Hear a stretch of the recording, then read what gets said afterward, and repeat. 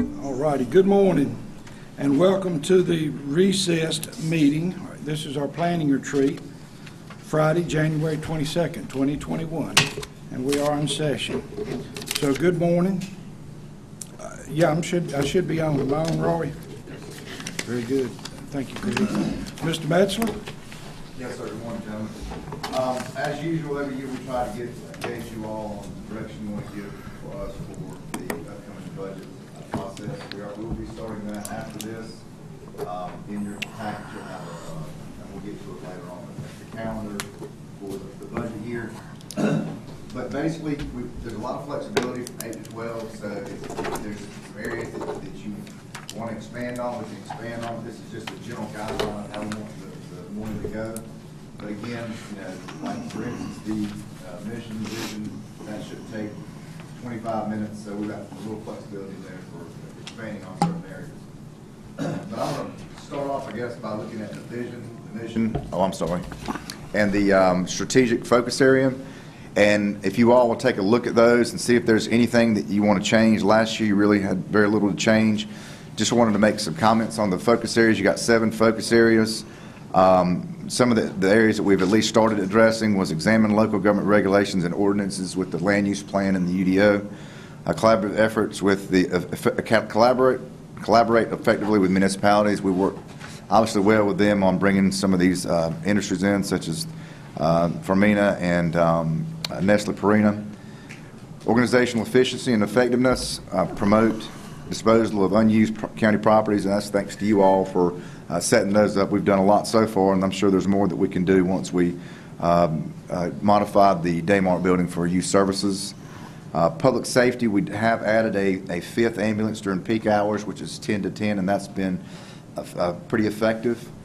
Citizen engagement, we've slowed down a little bit on that because of the effect of COVID and the interaction between us and the citizens, but the PEG channel has been very successful, 1304.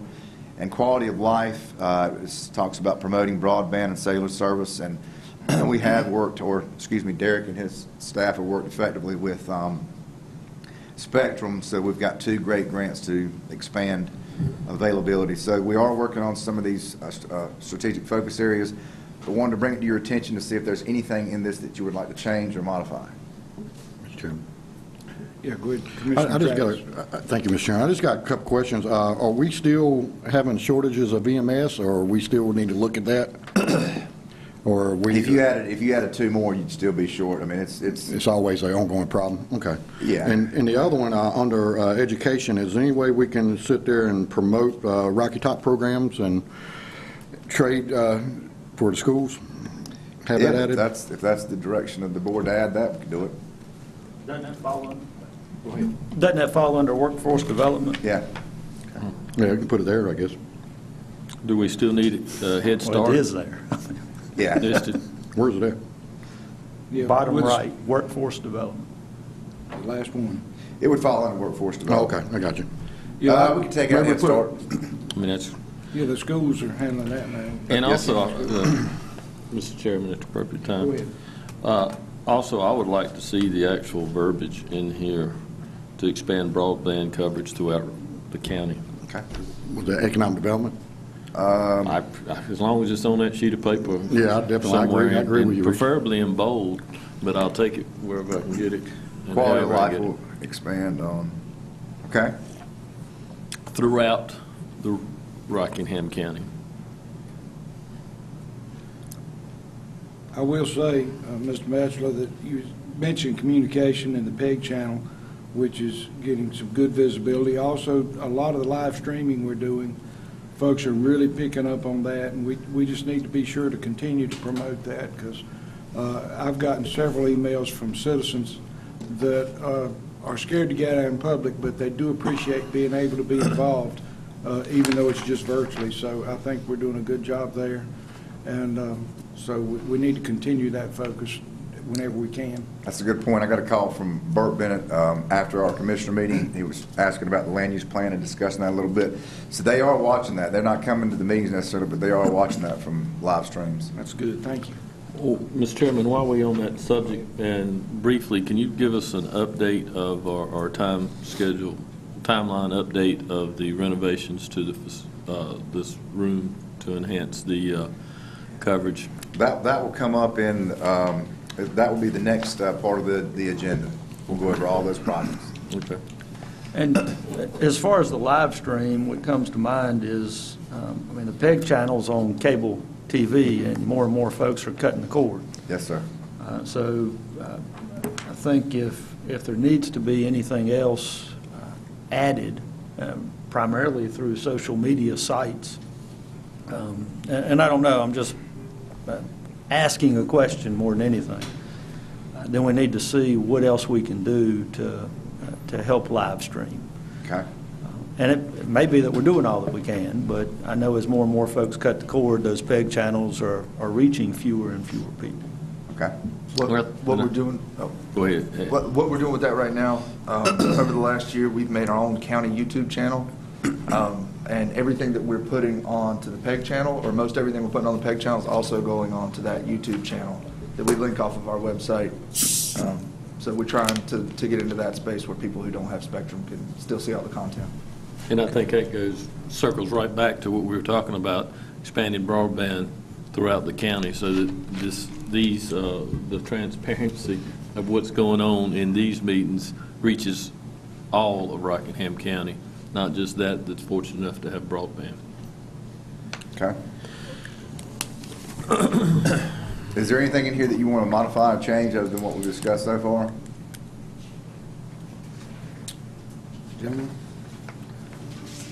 I don't see anything myself. Okay.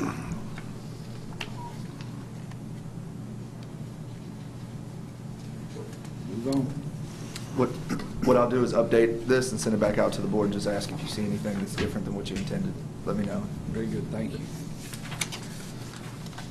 All right, if there's nothing else on that, we'll move on to the significant project updates. And first, I'll ask Ronnie, are you here? You'll give your update on your variety of different projects. And that will include Mr. Lester, right? Yes. Okay. Yes, I'm going to handle the first part of it. Bill's got some stuff he wants to talk about to help us reach some of the capacity goals we have with the towns of Madison and Mayonnaise. Excuse me, Ronnie, do we have is there a handout, or is there something from you? I based it off of the projects on just Google. Okay, Google okay. But we don't have a sheet of We don't paper, have a I think handout is. up here. No, Okay. no, All right, that's what I want to be sorry. sure of. No, and I tried, in the interest of time, to try to just list a few bullet points off of Okay. each one, just to update you. So the first one is the Daymark renovation. We have replaced the HVAC equipment in there, and we have a vendor in there doing some cosmetic demo and painting. But due to COVID delays, that is about all that has happened down there. And right now, it looks like somewhere in the fall or near the end of 2021 before we can get that complete with maintenance staff tied up with COVID things. And So- that's the stationary for the, Yes. the Testing, yeah, testing, and we're using it as a overflow parking lot as well. Question. Yes, sir. On the testing, are they now working? I know that's a contract service, but I know at one time they were closing shop right at 5 or any time there was the possibility of rain. Yeah. Yeah, so are they now working every day? I don't know, but I'll find out. Okay. I know that they I know that Susan's had several discussions with them. And, of course, that's a third party, and they get their direction from Raleigh, but I will Right, find out. through the governor. So the governor's folks are only working in fair weather. Yes, sir. Okay. Okay, the next one is the I-73 wastewater project.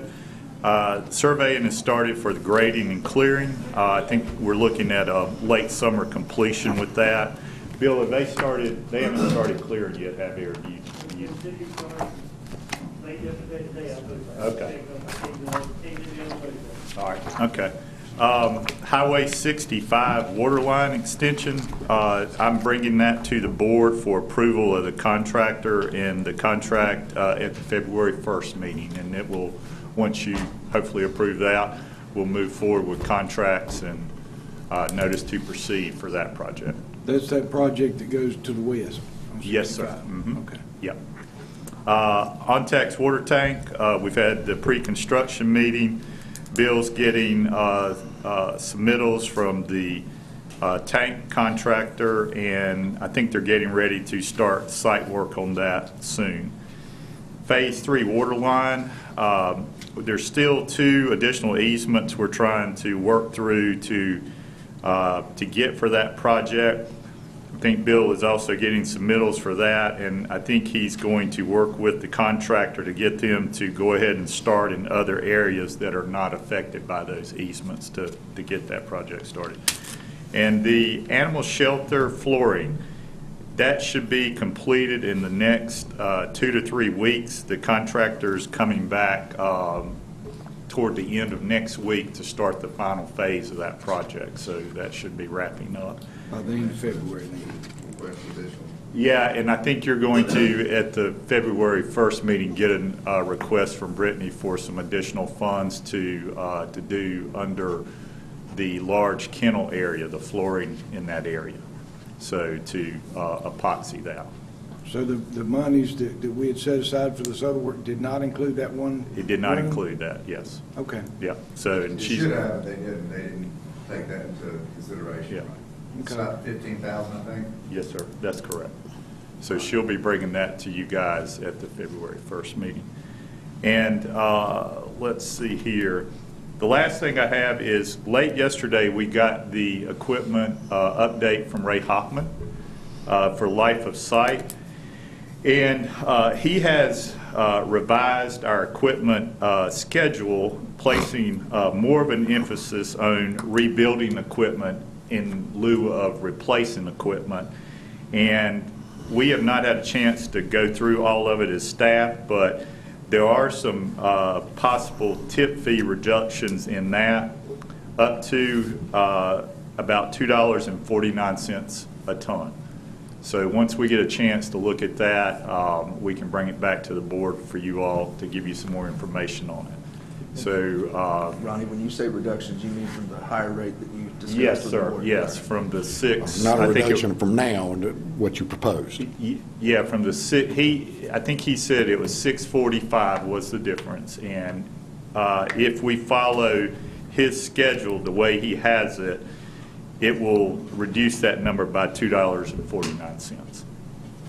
That's what we're talking about. Yeah, But I think what we were told before was the suggestion that, or request of a tax increase plus more efficiency, and more on the efficiency and operational end. So how does this play into the efficiency part that you gave us before? well, I think that would be included with this. We would still try to work those goals to, you know, what we could do on our end as far as efficiency, like the compaction rates, getting those numbers up, and Well, I guess let me be more specific. Okay. So before, what we were told is the efficiency portion, I think it was 6 cent, or 6, the number 6 is $6. $6 a ton. $6 a ton is what we were told before, and we were told that the efficiency part could come down $5 a ton to make up that difference. see, I do well- not remember that, so. That's what I remember. Yeah, because we were told, the recommendation was a tax increase of $1 a ton, Now, and the rest you would work through efficiency. At least that was the goal. So, how does this factor into what that recommendation was? Or have you had enough time to digest it and your committee digest it? Well, I don't think we've had enough time to digest it, but Okay. my understanding from the meeting was it was the additional tip fee was $6.45 per ton, and part of that would be the $1 tipping fee increase, and then another component of that would be what we could try to do efficiency-wise from operations, and then try to shrink that to get somewhere in the middle in case we had to have another tip fee increase, or these numbers came back, because we didn't know at the time what this number would be. So it was all sort of all of them together. You're not going to get it from operations. There's just not enough money in operations to reduce $5 per ton. Okay, well, that was the impression I got when the recommendation I apologize if it was. is, because that's not the way we intended it, so. Okay, It was my understanding, they wanted to recommend $1 coming up for a year, then put in everything we can to save money in place, and then reevaluate again next year. Yes. And it's going to be a yearly reevaluation based on them reducing what they can, and so we get an idea. The goal, the 625 or 645, is what we're supposed to get compared to everybody else and to balance the budget for everything. So the goal is not to get 645, the goal is to meet somewhere in the middle from reducing costs and tipping fees. so what I'm hearing is that recommended tax increase is actually higher than $1, even with the operational. It possibly could be, and I think Ray talked about this as a sort of a living document that you look at every year. You put these numbers in and see where you are after a year's time. And as I guess I wasn't very clear that night, but what I was trying to say is we will try to do everything on the operational side that we can. And then if you take what he's suggesting with the equipment replacement schedule, add that in, and with a tip fee increase, and then try to shrink that number, which is now 645, to somewhere hopefully in the middle, to where there is no more tip fee increase. We control those costs operationally and by how we handle our equipment. Then if we believe that the $1 tax increase is not enough, and some can be made up with operational changes, then do we have any idea what that real proposed tax increase is? No, because We just know it'll be more than $1, and we're peeling the Band-Aid off. I don't know that we know that till we sort of progress over the next year or so and see how operationally we reduce those costs. And if we do see the equipment replacement, if it reduces that cost as well, we may not have to have another tip and fee increase. That Okay. would be our goal. Okay, so it is a chance that it's Yes. all operational except for the $1. Yeah, but I mean, that's- we okay. have to have time to put that in place, because you just can't turn the compaction rate around overnight, and the other things that, we need to put in place as well, so. Kevin, I think it's going to be pushing it to think that they can save $5. They're not going to be able to save $5. You've got $1, say the tip and fee increase is $1, and if we follow Ray's equipment rebuilding replacement schedule, that's $2.50, so that's $3.50 of the $6.50. So, our goal would be to try to meet the balance of that operationally. Now, whether we can, I don't know, but we're going to do everything we can on our part to try to do that. Yeah, I just want to make sure you understand $5 is really stretching it. The best, I think, Ronnie can agree, is probably $3 at the most of savings. At the most, and that's probably pushing that, don't you think, Ronnie? I would say so, but I think until we get through this, next year at this time, when we can put this 2021 numbers in there and see what they are, I think we'll have a better idea of how, we getting there, are we not going to get there operationally? We just don't know. So, Okay. did I hopefully? Yeah, I mean, Okay. I I apologize for the confusion. Yeah, when we get the recommendation of $1, when he being the consultant is recommending the 645 or whatever the number was. Right. It certainly gives the impression that the rest of it is operational, or that perhaps we're just moving real slow. So just trying to get a better picture of, Yeah. of where we are with Right. that. Mr. Travis. I want the commissioner to understand too, the board, when we saw all this evidence, the Waste Management Board, we took into account too that Waste Management's going to go up on their tipping fees too. So whatever we decide to go up on our tipping fee at the landfill, they're going to go up on their tipping fees too for citizens. You see, probably more.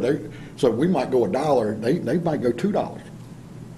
So we were trying to take that in consideration. So you do $1, go a year with them reducing, next year reevaluate, see where you're at. Hopefully, we don't have to go up to meet our goal, but more than likely you will. But we're trying to balance it where the citizens ain't hurt as bad. And Waste Management's going to hit them again. They just went up. I think maybe the point may be, though, we know we're going to operate that enterprise fund at a loss, supposedly. Until we get right, yeah. Right. So in other words, by only doing $1 instead of the $3 or $6. Yeah, not a fast bleed, it's a slow bleed. Exactly. We are operating at a loss, so Right. the taxpayers are, in a way, going to suffer. And I'll be honest with you, Ronnie, tell you, I told the board, the enterprise fund, I was thinking $2. But that's up to the discretion of this board. I think the other lesson, though, is for the past 4+ years, any time that we've had money to spend, it's been, it's out of the enterprise fund. I think the lesson here is we need to really tighten the belt on those expenditures and not just say, well, it's out of the enterprise fund. Because, and I also know a couple of years ago there was some talk of having too much money there, when in reality we didn't have enough. So certainly glad we're getting some positive feedback from the study, and so got a better picture of it now, so thank you. Well, that was one thing that Ronnie and them was trying to tell you all last year. I know we had a lot of storms in the county, but every time you open a free week, every time you offer free dumping services, it takes a big hit out of the landfill, whether you know it or not. I'm talking about hundreds of thousands of dollars every time you do that. So that's something to consider too. I know it's an emergency situation and the county's trying to do what we can to help our citizens, but that hurts. I mean, last year, 3 or 4 times we did it or something, or a year before that. Yeah, I think it was the year before we had those. So it hurts. So I'm not saying don't do it. I'm just saying keep that in the back of your mind when that comes up, instead of doing a whole week of free, maybe weekend free, something like that. If I can speak to that, in Ray's notes, his key points, one of the things he said was that over the life of site, free week alone cost the landfill $3 million. Now that's life of site. That's out in as far as we go. But that number is significant over the life of the whole site. So, and let me go over one more thing. The waste management, if the board elects to raise the tipping fee by $1, the impact to citizens is 9 cents a month, or $1.08 for a year. So just so the board's aware, because I've already asked Waste Management what that number would be. So. But Mr. Chairman, I think also Waste Management has in their contract that they get a consumer price index increase, every July? Yeah. In July. So whatever increase you're talking about is on top of that. And I think this year it was 50 cents that was pushed. The manager was able to negotiate pushing it back because of the pandemic, 6 months. But in which, in fairness to them, I think it's when you look at surrounding areas, we've got a pretty good deal. Got a great deal. Yeah. And they are part of our community, and taxpayers, and have equipment on site in Rockingham County. So I just share with you that it's a balancing act. Thank you, Mr. Chairman. Yes, sir.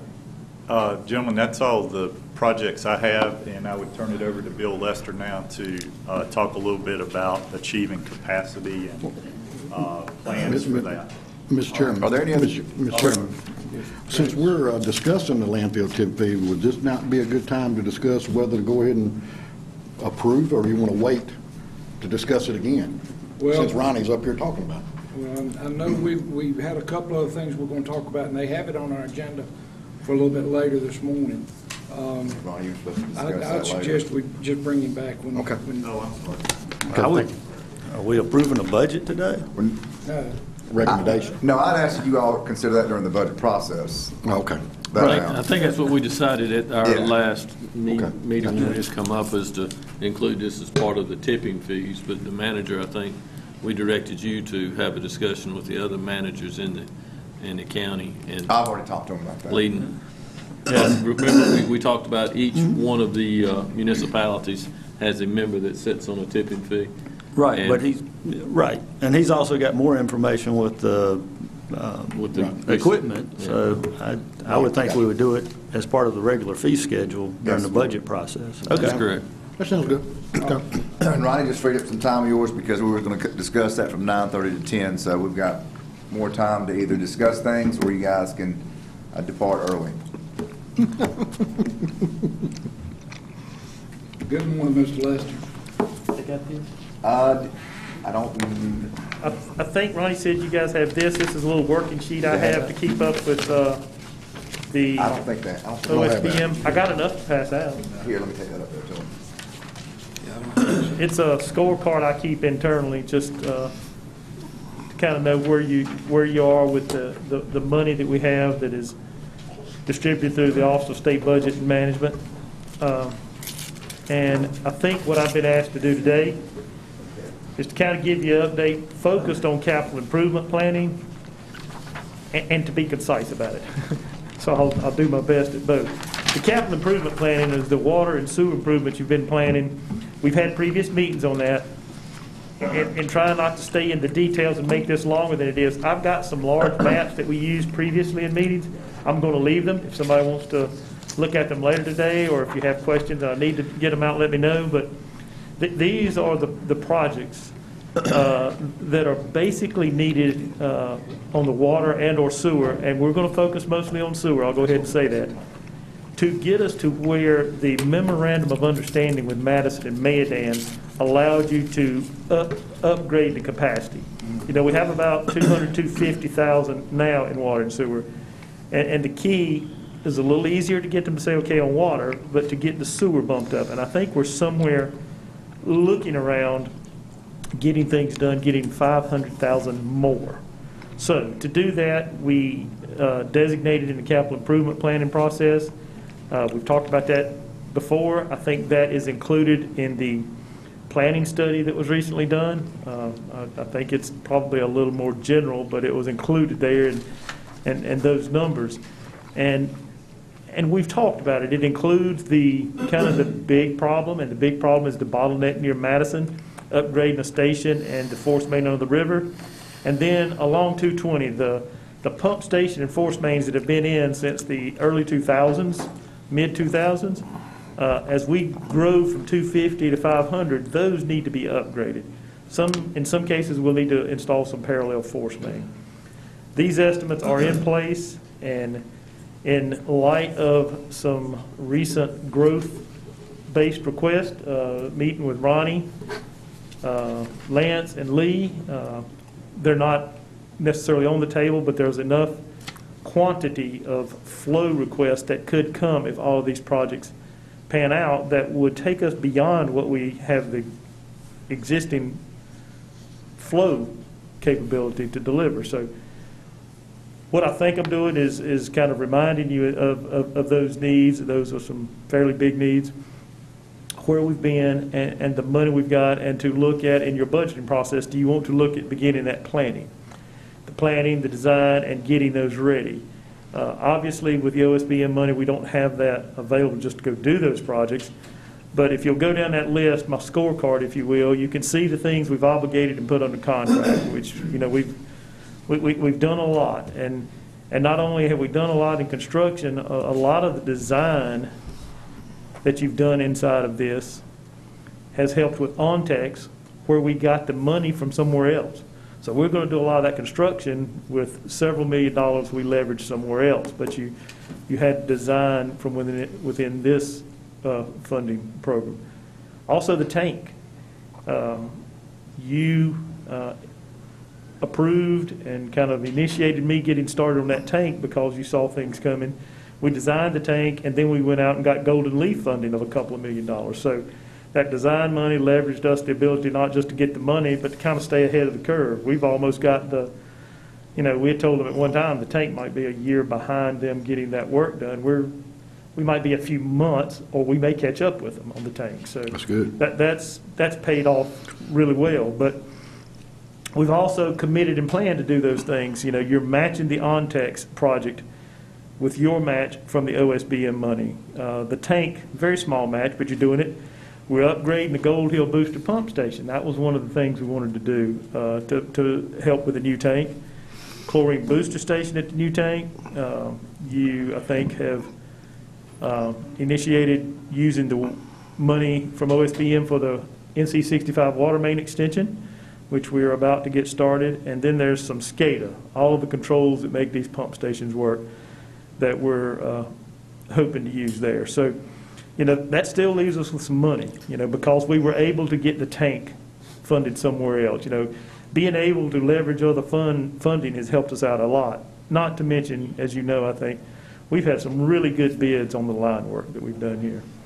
So, the laundry list, the wish list, whatever you have, talking with staff, design and surveying for those CIP items is a large number. That number can be paired if you want to attack it in phases, but what we talked about was the total, so that's a large number. You got the mixing system for the new tank. You've installed mixing systems to help with water quality. Good news is, if we get all of these developments on board, water quality is going to get better because we're going to move water a lot more often. But that's something you've done, and I think you've shown results for having that mixing system. And then reimbursement for Gold Hill water main. That project's done. That was approved, I think, from county funds, and I think there's some idea of consideration. Do we maybe consider reimbursing for money that you spent there? So add that to the list. And Ronnie had asked me the little problem area over on US 220 where we've done a whole lot of line replacements. It's a pretty big deal to replace that, but if you want to consider it while you kind of are in some funding positive territory, that's a little over 400,000. I think that number is going to be more like 400 or a little bit. That's my conservative number with contingencies right there. So if you look at my scorecard, this is literally how I keep it, and I got a lot of stuff hid off to the side of the sheet that you don't see. But why am I showing you a negative number today and what I decided to bring you? That's just to maybe give you an idea. When you start budgeting and thinking about what you want to do, are there some of those things you're like, well, let's save that until the end. Let's do this one over this. I think staff is feeling really strongly about wanting to get some of that planning and design done, so I think that's one thing for consideration. And the other reason that is more a little bit about hope and faith that I show you the minus 240 is I still think that there is an opportunity to save that much in those upper numbers. And the biggest potential there is with the OnTex sewer, because we had an extremely hungry contractor or someone who wanted to show us he could be low. And we've got some good pricing, and we're going to add a few things that we want to and have the ability to. But if we can save enough, what's going to happen is the CDBG money and your local match either come down together and we save a decent little amount, or if we could go back to Commerce and politely ask them to let you reduce your amount and they continue to give you the CDBG money, we'll save plenty enough to cover that difference. Now, I can't report that to you today because their staff's kind of, it took us a while to get our approvals to get this thing up and running in the beginning, and getting an answer like that is probably going to be a sit down or a Zoom meeting with some higher ups there to see if they'll allow that. I'll probably be talking to staff to have a little help there too. So I think that ability is there, but prior to hearing things like that and knowing where we stand in construction, I would say we would pick and choose through our list to move forward and then add back whatever you might take out, unless there's something else. I should say that too. There may be some other items you would want to add to that list of the way we approach this. So that might not have been concise enough, but I'll answer some questions and get into any detail that you'd like. Questions? Well, let me ask one. The first one on your items to consider is design and surveying. Can you give us a little more detail what that would include? Yes, sir. That's everything. That is full design and surveying of a major upgrade to the pump station that's up at Madison, a complete replacement of the force main under the river that would probably extend to the Mayodan wastewater treatment plant. It is 1, 2, 3 pump stations along 220 have to be upgraded, and probably all 3 force mains.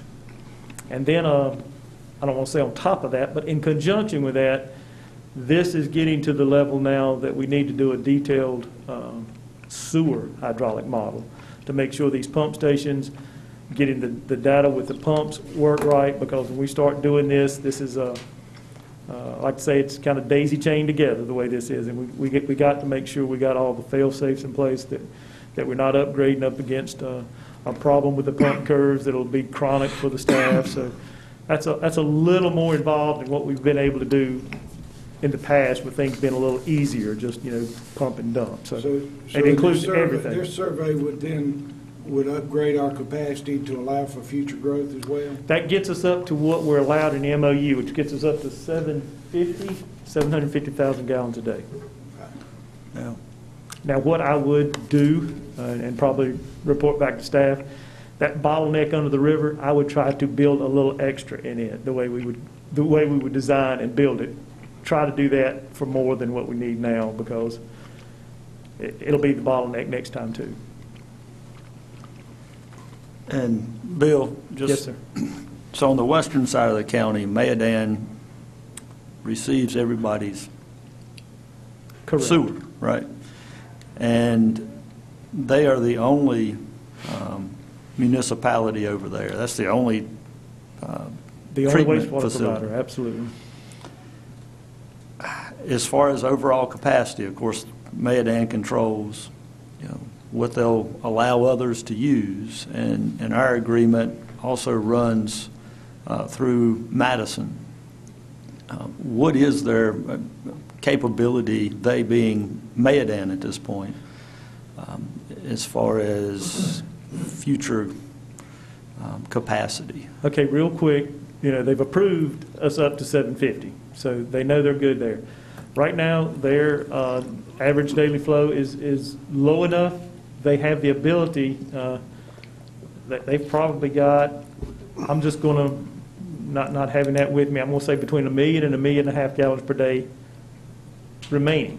Not saying they'll give it all away, but they probably have that much of a cushion right now. They do have some ability because of that facility to upgrade, but I'm going to shift the question. I'm not saying I'm leading my answer based on the way you may be thinking, but when we've talked about these capital improvement plans, the one thing I've done through various requests is, what do we do if we decide we need our own facility one day in the future? Well, I'm 90 to 95% sure that if that ever happens, it probably still needs to be on the Dan River. So all of these pumping facilities still need to be transferring wastewater north. So the only thing we're really talking about that wouldn't accommodate that would be potentially the line under the river. All of the other things are still yours.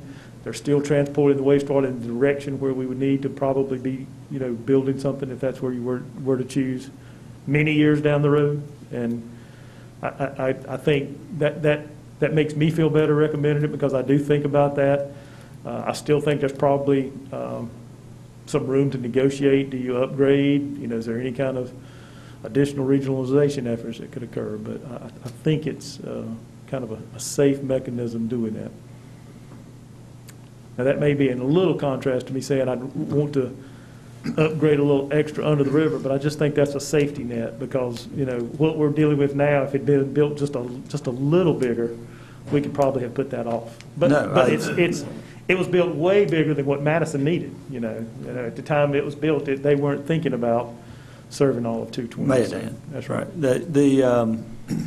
No, I appreciate that. I mean, we've got to at least brainstorm in every direction possible, so. But I think, you know, at the key, you know, and the reason I wanted to show you my worksheet was, I don't want to get in, y'all probably have something somewhere else about growth and planning and things like that, but, you know, we've been getting a lot of requests, and some of them are getting larger, and they're going to hit pretty quick, and, you know, your ability to move that wastewater is going to start to be whether or not we can say, you know, we want that and we can serve that. Okay. Anyone else? Very good. Thank you, you. Bill. Speaking of growth, we've got Carrie Spencer, she's on Zoom. And she wants to, I want you guys to briefly hear about the growth that we're having and where we're having that. She on the, oh, I'm sorry, I'm just totally missing. It was totally ridiculous. Projects, Derek? Oh, yeah, before he comes up here, I just was texting back and forth with our public health director. So the state's only giving us 200 doses for next week, and those have to be used for 1A, which are doctor offices, and we're going to have to cancel our appointment for next Thursday. That number that you're referring to, does that include the amount that went to hospitals? Hospitals, Annie Penn's only getting 100. What about UNC Rockingham? Huh? We only received 100. We haven't received 100, I'm sorry. I don't know about UNCR. Okay, we received 100, but the 200 is a, I just want to make sure I'm understanding the two Coming numbers. to us. Okay. We had an agreement with Annie Penn, I To believe, give us 100. to give us 200. 200, they only give us 100, right? Because they're getting a smaller allocation themselves next week. And what Trey says is going on all across the state is the states, they're reducing the numbers. I don't know why. We just got 400, now we're getting 200. And the challenge with this We is. got to keep the crisis going. I can't help but think about the news that was all over your TV last night, how Opening up. yeah, Mr. Biden solved all these Yeah, problems. one day he fixed it all. We're in a bad situation. It's going to put a black eye on us just simply because we don't have the capacity to do it. because we're not All we having- can do is what we can do. That's But correct. when we put the message out, can we let folks know who it is that's only sending us that number? Absolutely. Make sure you We've say- come up with a voicemail. It will be Okay. the state, Well, not just the state, the governor's The office. governor's office. governor's office. Exactly. And this is where you may Ridiculous. hear some frustrated citizens, because we've been promoting for the past 2 days that we're opening our call center today at noon for people to call and get appointments.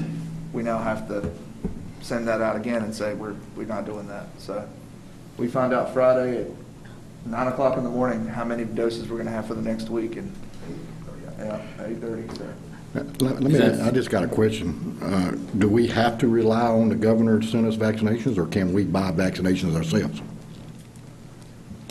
I don't know. It's all federal mandated, yeah. Well, I mean, I know my wife works at a doctor's office, and they went out and purchased their own vaccinations so they can give it to their employees.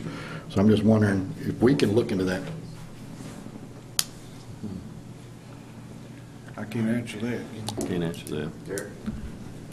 All right, I'll start off, yes, sir. I have one question for Lance. Yes, Is sir. there any way we can get this information out to the media in a That's- timely manner so that, one, if it gives them all weekend, I don't care how we do it. That's what we've been running around doing. Yeah, that's what I've been running I back don't and care if forth we have with. to have Yeah. a press conference Shoot, I'd on the love to front put a sign steps. out front and tell them to call the governor.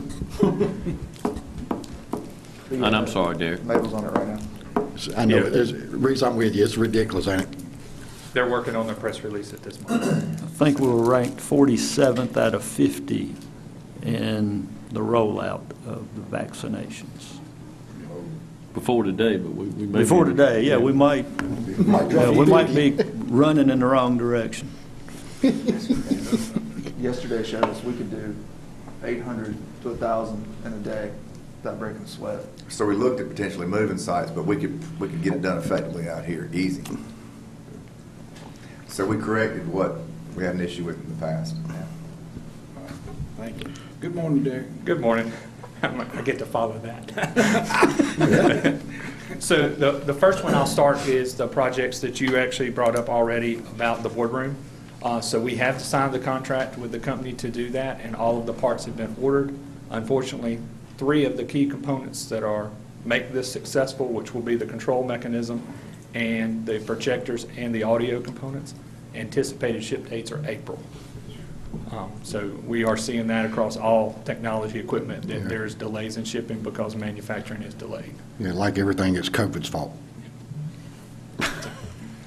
But in the meantime, we are going ahead and getting some parts that we can do where we have to cut the holes in the ceilings to put in projector screens and things like that. We're going to, any of those that do come in, we're going to try to start working on it so we'll be ready to move when those final components come in. And it's not a product that we can kind of switch. It's kind of a wholesale switch because the key components that run our current system would have to be removed for the new ones to go in. So we're kind of delayed until those shipments arrive. And I am getting a weekly update from the vendor if any of those shipment dates change. Any questions on those? So it sounds like the design's been done, everything's been ordered, it's just on hold waiting on delivery. Yes, sir. And right now, we are moving ahead with building our components over here. Anything that we can do in the meantime that will not hinder any meetings in here, we're doing. But right now, we're waiting on core equipment. Okay. And then one of the questions was about broadband and the initiatives and putting it on. Just to give you a general update, we have received 2 of the GREAT grants. The first GREAT grant was received back in August. I have talked with Spectrum on that. They have engineers that have went out to all of the areas, and they are building out their construction plans. And once they complete their construction plans, we will receive an update of what address points will receive that internet and a timeline for that. The second phase, they are in the contract of getting it signed for with the state so that money can be approved for them to move on to their second phase. The second phase, once all approved, will be a much larger grant than the initial one. It will cover several of our vast target areas in that Bethany area and in the along the 220 corridor on the north side, which is where we get a lot of people calling in. So above Stoneville in the Price Grange area. We do not know exact address points of that at this time until construction can go out and determine where all it's going to go, but we do have targeted address points for those. But until that's complete, we will not know. How many targeted address points is in the first phase? Including businesses, farms, and households, around 220. And then the second phase, it covers a much larger area, but the address points are only in the 300 to 350 range. But the reason is you're getting into the more rural areas where you go a lot more miles to meet those homes. There is talks of another grant that is coming up in the spring on the traditional GREAT grant schedule, and I have several vendors that have reached out that are interested in applying for that. So we are continuing efforts to move forward, but right now we're at the mercy of the vendor. And I think that, we talk about putting infrastructure in the ground and water and sewer. Well, if I go build a house in a rural area, I can dig a well, I can get a septic tank, but if I don't have fiber optic cable in the ground, I may not be able to work from home, learn from home, or be informed about what's going on in this world from home. And that's just a time and age. It's not to me, I don't look at it as a luxury anymore. I look at it as a necessity. Yeah, the most common things that we do here is people that are wanting to move out of Greensboro but still work in Greensboro but want to move to the rural life, and they want ability to be able to work from home and have those, and they discover that the area they're looking to build their dream home does not have access to internet. So as far as the GREAT grant and what they're at least right now looking to do, all of that's hardwired, is yes, that sir. right? All of that is some form, not necessarily fiber. It could be fiber to the last mile, and then it would be coax. But that's what construction is determining. Because there's certainly some ability to reach higher numbers in rural areas with other means of delivery. That is correct. And I guess we've not been able to get, or perhaps the providers that do come to our county are not utilizing those mechanisms. So we've had 2 vendors through this grant process that I would consider serious vendors. We've had several call, but when I say serious is they asked for detailed information. They wanted research of where the needs were, and they put a lot of effort into it. We've had 2 vendors that have looked deeply into it, but neither, one submitted an application but was not approved because of not meeting the requirements for the grant, and then the second just did not make the deadline during this fall cycle because it was less than a month of the time period they opened up for the funds, so they did not meet the deadline. As far as I know, I have heard no different, that they are planning on submitting in this March. Is it a reputable? It is a company that is currently doing business in neighboring counties. Okay. All right. And we've had one that has received grant funding in the past, but has been unsuccessful of getting anything off the ground. Yeah, I know some that have received it in the past didn't meet some requirements afterwards, and That's correct. That's a neighboring county as well. yeah. Okay. Commissioner Richardson? This may require some speculation on your part, but last week Mr. Tesla launched a test launch of 15 satellites, and supposedly this is technology that's going to help resolve the problem. My question would be, is it going to resolve, is there a potential to resolve this problem at a time, in a time frame that would make us want to look at providing fiber optic more closely? So the answer on the solutions such as what Tesla's doing in sending satellites up, I've been on as well as a lot of people on the wait list to do the beta testing. Yeah. The beta testing was supposed to go live a year ago. And that beta testing turned out was only going to be in the Northeast and in Canada. So I don't know a time frame. Everything seems optimistic when it goes out to the news media, but I've yet to hear anybody utilizing it. You're saying you're comfortable that we're taking the best course to continue to emphasize fiber optic delivery? In my opinion, right now, any vendor that we can take that is willing to add broadband in here into the county, we need to take advantage of it. And that's truly my opinion. I, along with Mr. Berger, feel that the wireless, the WIPS plans would meet more users, but we've not had one of those take a bite. So if Spectrum's willing to put in the fiber and move along, then I think we should support it. Commissioner Purtle? Thank you, Mr. Chairman. And this may be a question that, part of it may be answered by Lance, but I know on the line of sight providers, sometimes the obstacles they may have to overcome is placement of their equipment in areas that, whether it be a tower. My question is this: is there any policy or anything with the county that would prevent us from incentivizing those groups to come in by offering them, if we got a water tower near a location that they need to put some equipment, could we work out some type of incentive, to incentivize them to use our water tower at a reduced or lower cost, just to get them to come to the county? We would have to be, now that we've got an agreement with Verizon that uses our tower over here, and we charge them a rate, so you would want to be pretty consistent with the rates you currently charge. Yeah, sure. And an issue that's been brought up before, and it is something to consider, is that when you're doing wireless, by definition, you're going to have it overlap other private providers, and incentivizing one is giving them a leg up over other providers. And so that's been kind of discussed in the past as a reason we haven't done that. The use of towers is regulated in this state, and we do have to charge a market rate. It does not mean that we couldn't use other economic incentives to move the projects forward. But uses of towers and things like that is regulated at market rate. There are other options.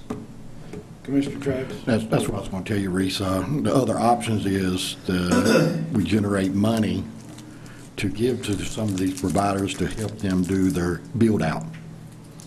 Because most of these providers are not going to spend millions of dollars to only cover 5 or 6 houses. So they will ask for help in the build-out. If you really want to get it out there quicker, then if you throw them incentives for build-out, they'll probably do it. But I think that gets back to what Paul was saying, and that is offering, what you just said would be offering a financial incentive Right. through a payment to a private company to compete with other private companies. Right. So that'd be a big no from me. Look, they're high-tech, Commissioner Berger. They've done their studies. They know the areas, how many homes are in that areas, how long it would take them to get their money back. And they got a plan. If they can't get their money back in 10, 15 years, it ain't worth them putting it out there. So the only incentives you could give them is you get money from the state or grant money to help them build it out at a reduced cost to them, so they build it out. Well, that's where we get back into the different delivery methods. Right. So, Exactly. That's the big question. Do you spend taxpayers' money for for a company. a private company? We discussed this a while back. We had a plan to bring it, we brought it to you guys, and we had the money to go towards it, and so you guys weren't in favor of it then, so I'd assume that's the same opinion now. But then again, if you open it up for bids to all the providers, is that, Well, would right that be fair? right now, the GREAT grant basically does that, as long as the governor doesn't continue to raid the GREAT grant. And they initially put more money into it. He took it out, and I think he has now put it back after public pressure. We'll see where the next round goes. Yeah, a lot of that funding is changing frequently as we go through these bills and things like that.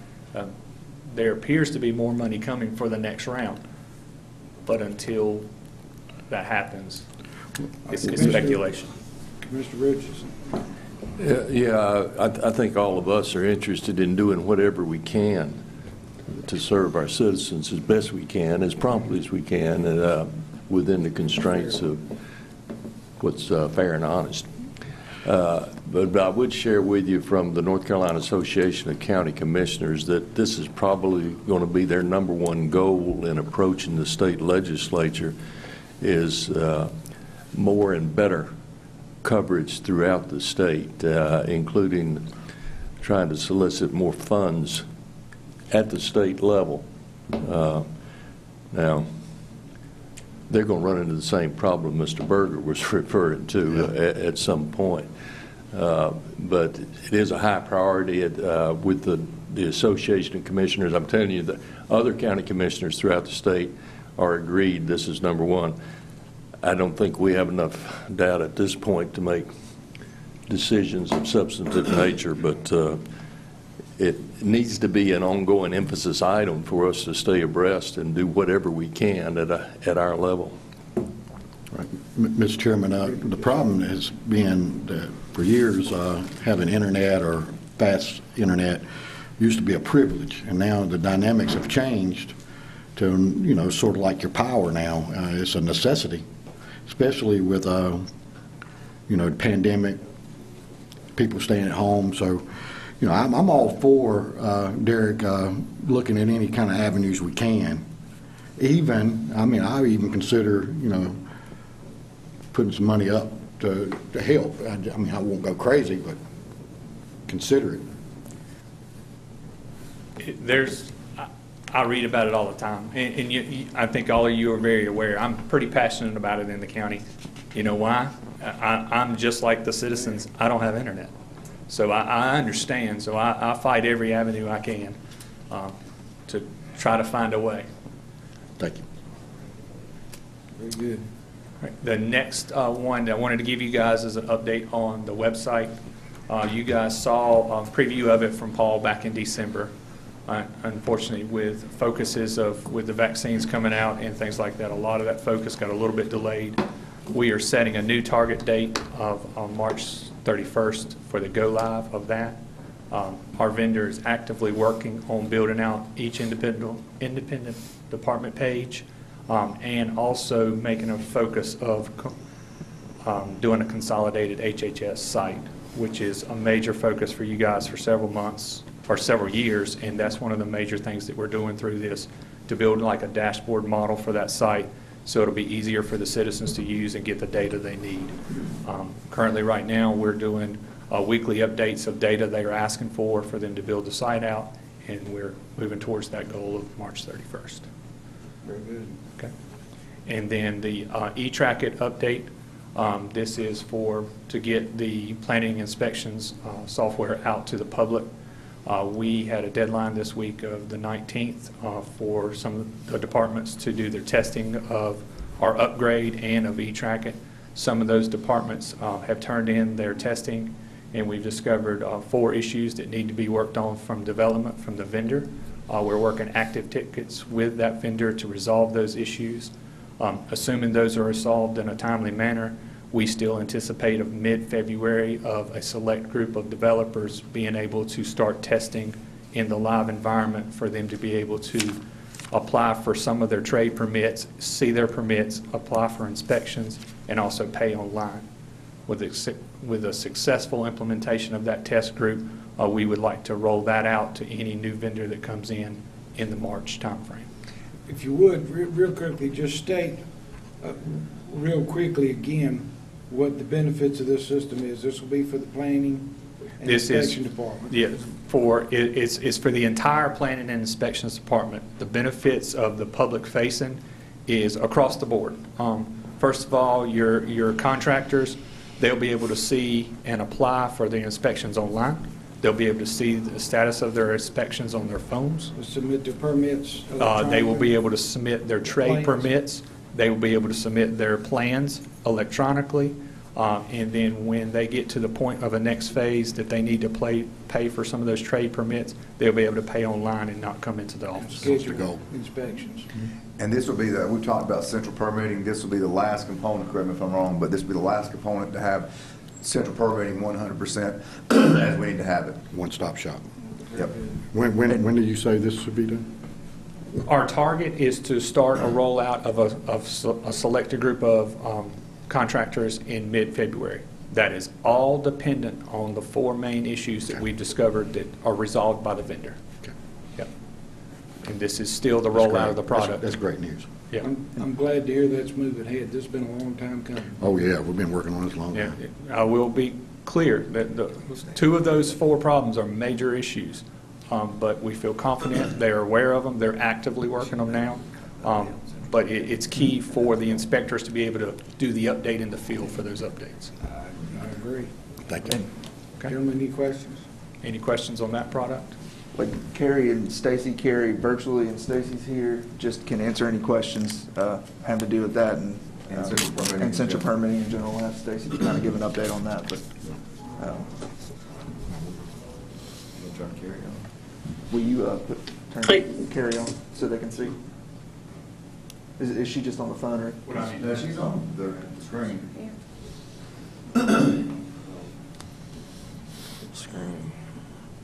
There she is. Wow. There she is. I thought you were at home. She's on top of one of them water tanks somewhere. She's up on a drone flying around somewhere, ain't she? That's it. That's the OnTex. Well, that's the corporate park site. It's been the subject of so much conversation. I thought I'd put it up there. Ah, Very good. Good morning. Thank you for being with us. Future water. Yeah, that's right, a future water tower. Good morning, Stacy. Hey, so just to update central permitting, we're fully staffed now, which is a blessing. Everything's working good. We have a great team. They're working well together, working with the planning department and environmental health, and we're getting them trained.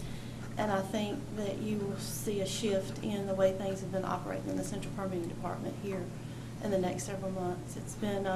It's been a challenge for me, especially learning something new, but with the team that we have downstairs, it's gone really well. And with the support from Paul and Lance, we just, we're fully staffed and things are going well.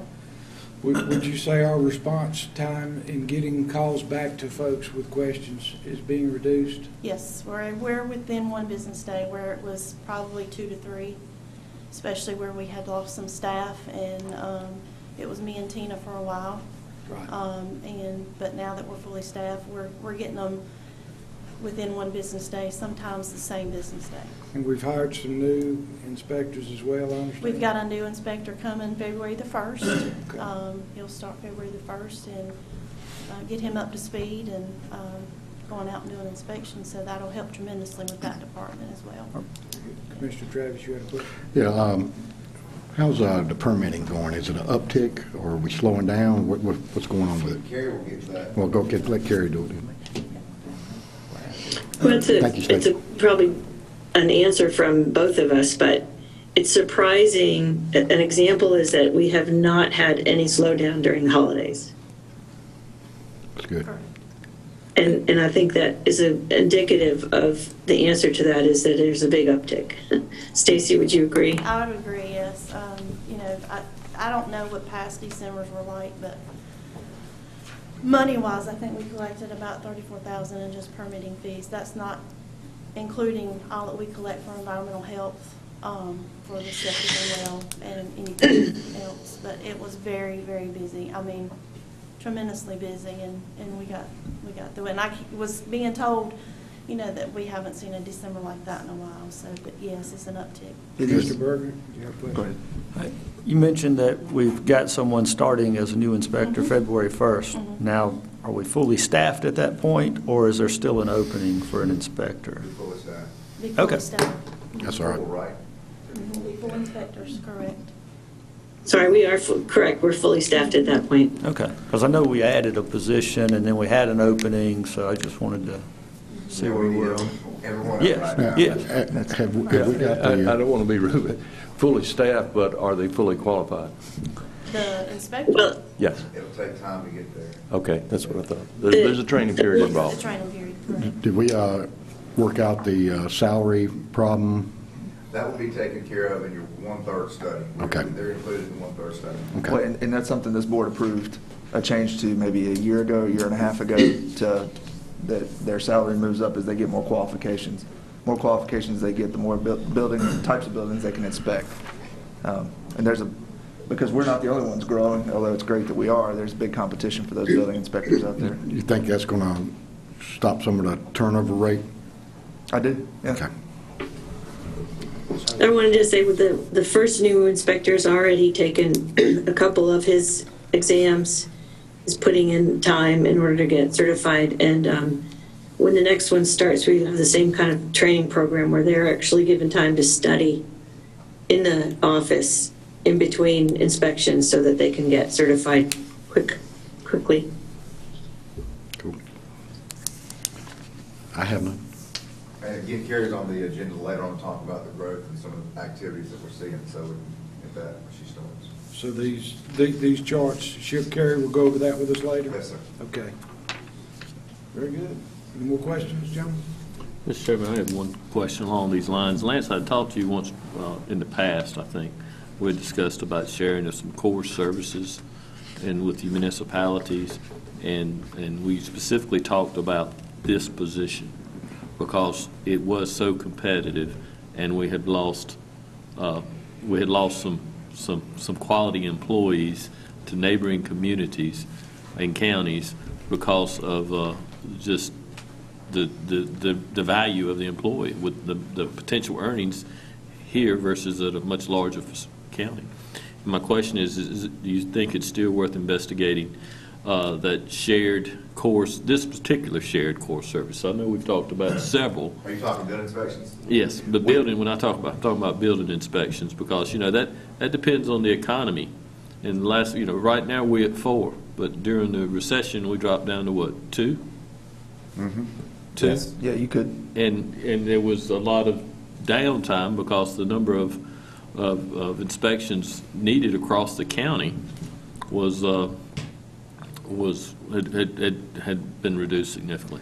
I'm just saying, is this something that we should investigate now versus at some point down the future when we have the downturn in the economy and the need is less? We are working with the western side, Madison, Marietta, and Stoneville, to see, and Wentworth, to see if we are currently offering Wentworth planning and zoning, and we are in discussions with, and they seem very open to it, to take over or to allow us to do their planning and zoning for them.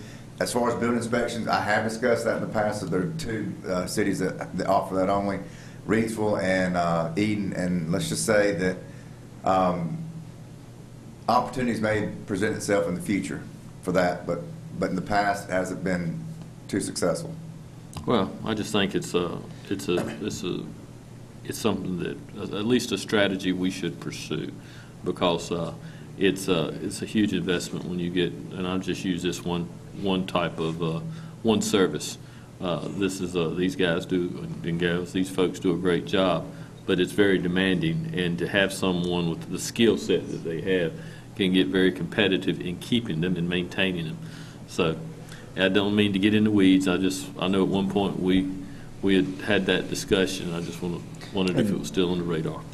Yeah, we've only got 1 level 3 here, and if something, God forbid, something happened, we would be in dire straits for that type of level of service. Yeah, if we got 1 level 3 and something happens there, we'll have to contract a building inspector to come in when we already got 3 building inspectors. Is that an accurate statement? That's accurate.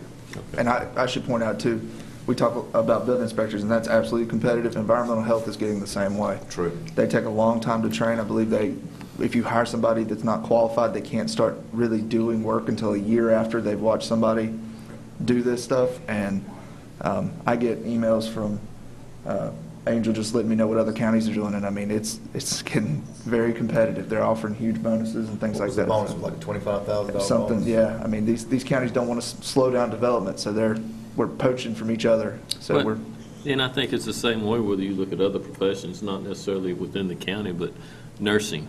You look at facilities across the state right now, and you have nurses you have traveling nurses, but you also have nurses there's huge incentives for nursing recruitment.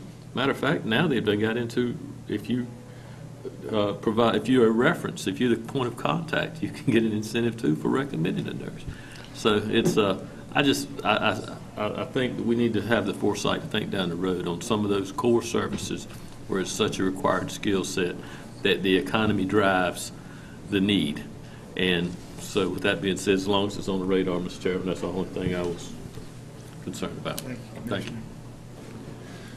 Any other questions?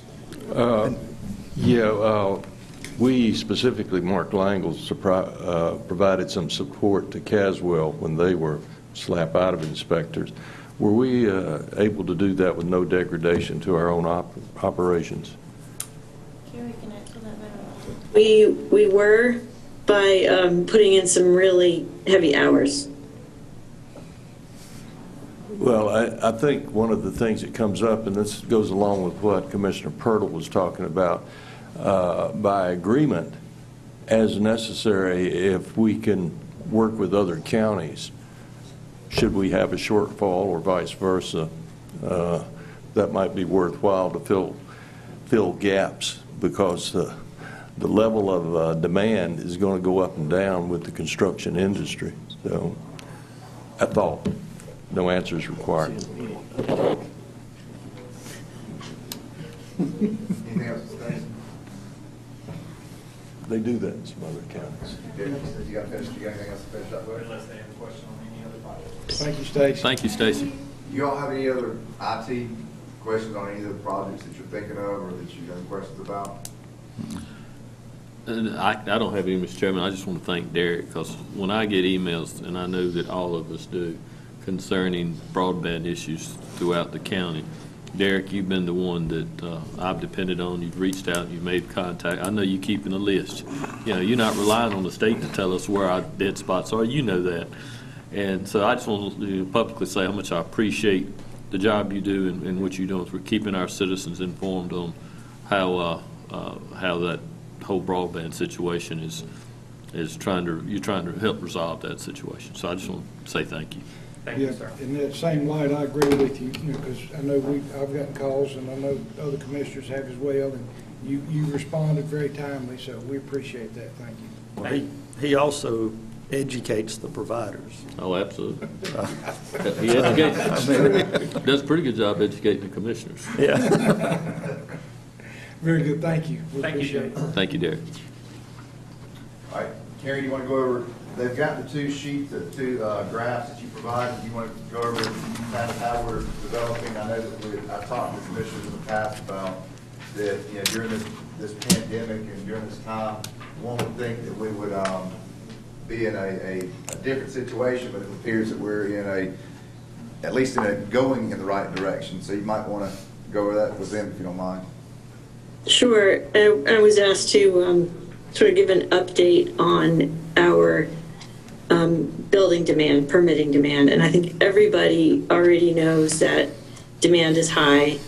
Demand did not diminish during COVID, and that's the story that any other municipality that I talked to is sharing. There was a little bit of a downtick, if you will, when some material prices went up quite a bit, and some developers were slowing down. Well, they're picked back up again now. So the little tiny bit of slowdown that we did have has been picked up again. That's mostly for new homes. So that said, the picture is best demonstrated by showing you new home construction and new lot creation. So the new home construction, it's a shallow It's a shallow graph. The decrease in homes between 2018 and during 2019, I'm really not sure. I think that's more about just how the data is collected. But the increase from 2019 to 2020 is definitely indicative of the number of homes. And you see that the degree of rise is higher than it's been in years past. On the subdivision front, that graph is showing you new lots. The ones that were created in years 2014 to 2019, 18 and 19 are pretty much absorbed by having been built upon with the graph, the new home permit graph. The others are lots that have been created, approved or very nearly approved over the next few years. And that, I just wanted to point out, as Bill talked about recent requests, that 277 does not reflect a recent request for an additional 162 lots in one location that's planned for a 3-year phase out that would be bring that number up to 440 lots that are to be platted and not built upon yet, but very soon in the next few years. And the reason I have this photograph behind me is because it all sort of comes together. The 162 lot subdivision is very obviously intended to support workforce and housing because it's very near that corporate park, for the corporate park. And as those lots get platted, get available, that location becomes more attractive to potential businesses because the housing availability is there. And that 162 lots is going to fill a little bit of a different market as well that we're missing right now between 150 and 275. And the provision of water and sewer services allows that to happen. The UDO revision that we're proposing will also allow even more of that to happen. The UDO revision is going to be very very flexible to development and very favorable to development that can access water and sewer. Are there questions before I say anything more? I've got a question, and this might actually go more towards Ronnie. A year ago, we were given an estimated number as far as the water sewer fund that we needed to get to break even. And just off the top of my head, I want to say it was 700 and something new customers. So what I'm seeing is permits, plotted lots, many plotted lots would also be water customers. So how much of a dent are we making in that number? And I know it's only been 12 months, and Yeah. I mean, as far as construction and taps and putting them on the system, it takes a little bit of time, but. We've got about 45 or 50 in the second phase of Collybrook. Another 180-ish some in Collybrook Farms. There are Rakestraw, Ahern subdivisions equal about 100. And there's one that we need to talk with you about, the 162 one. So we're getting much closer to that number at a much faster rate than I thought we would. So we're getting there. We're just not quite there yet. So actually, with the known subdivisions, I'd say, I mean, just round numbers, we're about halfway there once they're Exactly, built yes, sir. out. Yeah. So, okay. Yeah, if not more. That's what I was going to say, yeah. Yeah. Okay. All right, just wanted an idea. Yeah, So we're actually putting a very substantial dent in it, much quicker than I thought we would. So. Okay. And I know there's some talk of some other subdivisions too. One in particular, if it comes, it will put us over the top of that number easily. So. Okay. Thank you. That's just more emphasis on why we need to get this sewer line and all that straight, right? Well, that's right, we need to get that right. We need. Yeah, as far as what Bill was talking about. Yeah, that's right, okay. Mr. Manager? Carrie, anything else? Not if there aren't more questions. I think we're just preaching to the choir at this point as far as development and growth. It's sort of fun, really, to point out how the numbers follow each other as the economy grows and the housing stock grows and the water and sewer is available. It all just has sort of a balloon effect, and you're really just seeing the tip of the iceberg here. And this kind of segues into our next part that we wanted Carrie and Stacy to present this because this year has not followed anything that we would have expected. You would expect during a pandemic that we would slow down in building, and when building costs go up, we'd slow down, and they'd be busier than they have been before. Pat will show you that we've collected more money in sales tax. So it's just an unknown year, and we just want to prepare the board for that. Okay, from 9:30 to 10, you were going to hear about the landfill equipment replacement plan update, but that was taken care of earlier. So we've got some, we can continue on with Mark and Pat, or we can take a brief break. It's totally up to you guys. Take a 5-minute break. Yeah, take a It could 5-minute be break. 10, because I got to talk to Kevin and Charlotte before Bill leaves. All right, let's recess for 10 minutes, and we will come back, let's say, at 1:45.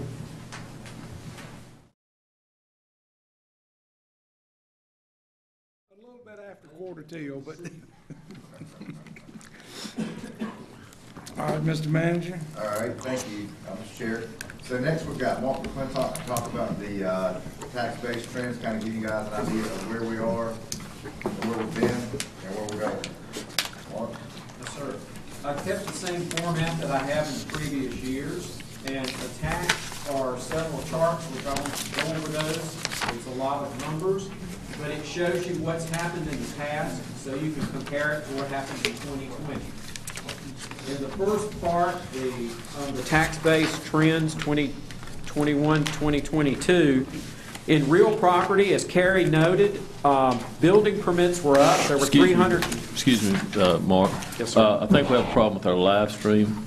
Just somebody stuck a little birdie's whispering in my ear that the live stream's not up. Yeah, if we want to hold on just a minute. Actually, the birdie was. It's just a little bit of a delay where we're in the break. It's Okay. not instantaneous. I have no idea. I just had somebody at the door share with me, and I'm sorry to interrupt you, Mark. But I just want to make sure that we was up and going. Yeah, we know, you just wanted to Don't want any of these pearls thrown into the... Just be All tired right, are of we my good? vanilla. Well, continue on, Mr. McClintock. Yes, sir. As Carrie noted, building permits are up. We had 374 main structures in building permits compared to 319. Our figures that I'm giving you include the cities, so my figures will be a little bit different. We had 197 stick-built single-family homes. We had 26 modular townhomes and duplexes. Double-wides and single-wides were also up. And we priced over 70 new subdivision lots. I know there's a lot of new lots proposed to be planted. In commercial construction, we had upfits and existing building permits for about 7 commercial non-exempted buildings. And for industrial construction, 2 permits for both upfits and new buildings. Our deeds and plats that affect real estate were up over 17%. We had 4,337 in 2020 compared to 3,716 in 2019. And as I said, the attachments comparing these to the previous years are at the back of the presentation that you might want to look at later, or it is good reference. Cool deal. The sales ratio is very important, and I've attached the charts for the sales ratio. We have seen both lows of 98.82%, which is the comparison of the assessed value to the sale value of real estate each year, and we've also had highs of where we've been above that assessed value during the recession times. This is based on all sale types countywide, and it is a random sample that is submitted to the North Carolina Department of Revenue. In 2020, our sales ratio that was published using the 2019 sales was 98.9%. That's about average as what you'd want to see a year after the reevaluation. However, we have seen residential sale prices are strong and rising quickly. We mentioned this at the November meeting where we were looking at trends, and it's even supported, of course, by independent research. We estimate our sales ratio could be 91 to 93% for the next published one, based on the 2020 sales through October. Our sales file data is strong. We've had a significant increase in the number of sales and in sales prices. One thing we found interesting was the average sales price of a home in 2019 was around $199,000 as compared to about $264,000 for the average sale price of homes based on our sales file through October 2020. That's a big jump. It is a big jump. The average assessed value in 2019 for those same homes was around $183,631 average, but it was $236,787 through October of 2020. That's a little higher quality home, a higher dollar home. In 2019, we conducted a reappraisal which netted about a 4% growth in real estate. The residential property sales are still high, our industrial values appear stable, and as indicated by the sales ratios, we see quite a bit of recovery in the residential market, which is showing prices selling higher than the schedule of values for that reevaluation. As we appraise things each year, we pretend it's January 1, 2019, and we continue to do that until the next reevaluation where we equalize the values. COVID-19 did not impact the sale prices negatively. We're having quite a good year as to the sales. But part of this is if the sales fall below 85%, the North Carolina Department of Revenue will send a letter to the county, and the statutes would require that we perform a reevaluation within 3 years. So for next year, we're looking at 91 to 92%. The next year could trigger that as soon as 2025. There is another attachment that has more details on reevaluations, but I've included a few bullet points in the trends.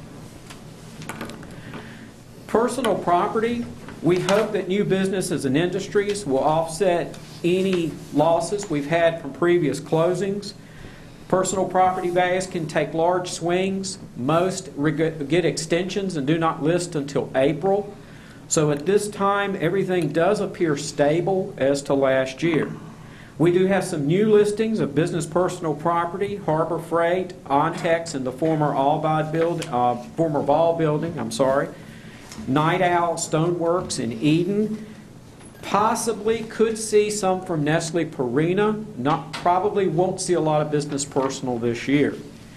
We've also noticed small businesses that have been opening since the beginning of COVID. And we have added some small business accounts, but we have not been informed, and there is not a list showing us closures of businesses. That's something we may not find out about until later in the year. Industrial, as you know, Commonwealth had closed. That property has sold along with the business personal property equipment and is still being marketed for sale. And they've indicated they've had interest in those buildings and equipment. We have an appointment to tour Purina. I think it's on the 25th, where our appraiser and our personal and real will tour it. And we're trying to get an appointment to view the fire damage in the Ontex buildings of the former Ball. We're very fortunate that we had $910 million of value in our public service companies. That was a $46 million increase that we billed in 2020 from 2019. Duke Power is our largest taxpayer in the county and in the public service companies. Those values have remained stable for several years. The North Carolina Department of Revenue will not give us the values for us to bill until September of 2021. They always tell us to be aware that we can't rule out a decrease, but they have remained stable for several years. Public service companies ties back into our reevaluation planning. If our sales ratio in 2023, which is 4 years after our reevaluation in 19, if it falls under 90%, we would then be, the public service company values would then be equalized until the next reevaluation by that percentage. So if we fall to 89%, our public service values would be equalized by that amount, and we could lose $90 million of value, which equates to about $600,000 in revenue. That, again, in the nuts and bolts as we go to plan our next reevaluation, is in the other handout for our consideration, and I believe that would probably be at a work session as we try to plan our next reval to avoid revenue loss. Registered motor vehicles have remained stable. Through December, the values are up. They're a little inconsistent because of the moratorium and the catch-up, but they've remained stable for several years. We only have we have 4 years of Aaron's Rentals appeal to the Property Tax Commission, where we're working with counsel on that, but we do not have any real property appeals at this moment. Collections is surprising. The collections through June 30th, we collected 98.38% of that current year levy. For 2019, we collected 98.4%. It was almost the same, even with the effects of the pandemic and some changes we made in our collections. The current collection status I have attached on the final page of those handouts we are ahead of where we were currently at this time last year. As of January the 15th is your printout. I ran the figures this morning, gave them to Mr. Metzler, and we're at, I believe it's 92% and some change now. We're about 1% better than last year on our current year collections.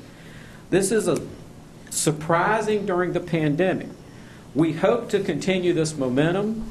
We don't know the true impact. We are going to be sending out a final notice at the end of January, as we do each year, to our taxpayers who have not paid yet. There will be verbiage on that notice that if they have been impacted by COVID-19 to let us know prior to us beginning our forced collection procedures. In a normal year, we do have to force collect usually about 3 or 4% of that tax levy to get to these percentages. So we really won't understand the impact, but we have developed a spreadsheet to where if taxpayers tell us they've been negatively impacted by COVID as far as paying the bill, or their businesses have been affected, real estate or personal, we're going to put that data in there. It's the only resource we really have is the taxpayer letting us know. In summary, the raw numbers so far, we don't have as much new construction keyed with staffing and end of the year rush that we had. Our raw numbers indicate at least $50 to $60 million added in new construction based on, of course, our increased stick-built single-family residences and the residential market. We again hope that our business personal property will remain stable. Our final public utility values, that $910 million, we hope to get that again next year. It has been pretty stable. We can never rule out a decrease, but we've not seen a significant decrease in a long time. Registered motor vehicles appear stable. Our collection percentages, which even with the pandemic, are consistent and above previous years, which we were pleasantly surprised. As I said, the attachments are for your information because you may get asked questions on building permits, sales ratios. There's information in here of our actual assessed values pulled from what's called the TR1 report that's reported to the state. We have information on our business closings going back to about 2014 as you look at what businesses have left and what we may see. The last was our collections, which I can tell y'all at any time what that is.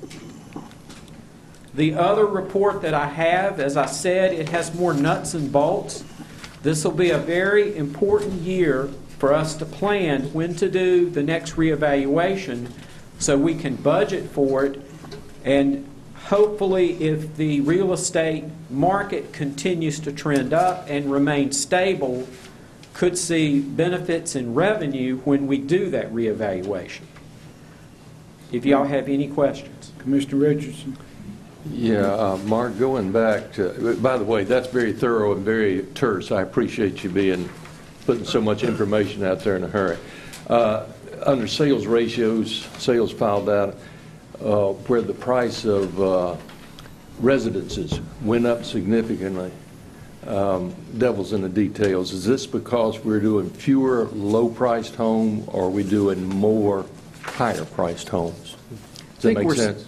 You give average figures. Yes, sir. And the median, I believe, the median sales price in 2019 was $185,000. In 2020, the median sales price was $289,000. So that median is right there in the middle, throws out the outliers. We're seeing a higher priced home. No, I agree. I was able to read that, but I'm still... A lot nicer homes. Yeah. And which is a good sign for our county, I think, to have more higher priced homes than just reduced modular homes or something like that. With the southern part of the county driving this, the other good thing is those lots. When we have a 100-lot subdivision, you could go to a $30,000 to $45,000 1-acre lot from a $5,000 to $6,000 per acre as an ag tract. So as we see these lots developed, the higher the lot, Winston Forest is a $40,000 to $50,000 lot, Collybrook $35,000 to $45,000. You usually see $250,000 homes on those type lots. And actually, the price points of some of those new lots are going up. Yeah, and I think you put your finger on what I phase. think, and it agrees with what you're sharing. The lots themselves add to the price of an overall home investment. Yeah. That and the cost increase, I mean, as far as the contractor keeping his profit margin, it's certainly affecting what you're seeing on stamps. I think that's significant for the county to see that sort of increase. Yeah. Any other questions? Comments? Thank you, Mark. Thank you. We appreciate you. Yes, sir. Thank you. Okay. Next, we have Pat Galloway. She's going to give you a financial forecast for this upcoming year. Pat? Thank you. So I'll preface this by reminding that this is based off of the adopted 2021 budget. We do not have information from our departments yet of what they need. We don't have, your priorities yet and things like that. So this just starts with our 2021 budget, just bakes in some percentage growth and just some things that we know we have to be mindful of and watch some of our pressure points. So I'm just going to do some highlights of some of the things that are baked into this. Overall expenses are based on the December CPI of 1.4%, just overall expenses, operating expenses up 1.5%. Really no growth in any of the capital, just left all the capital as they were in 2021. For salary and benefits, we are assuming we'll get back to the merit program, and an average of a 3% merit given over a course of a year would average out to about a 1.5% increase in overall salary and benefits. For 2021, this fiscal year we're in now, we did give a 1.5% cost of living that went into effect in January. So we will have to pick up that additional half and budget that for next year, which is $225,000 to make it a full year increase. Other pressure point that we have coming up is the retirement rates are going up again, anywhere from the 10 to 11% increase from where they are now.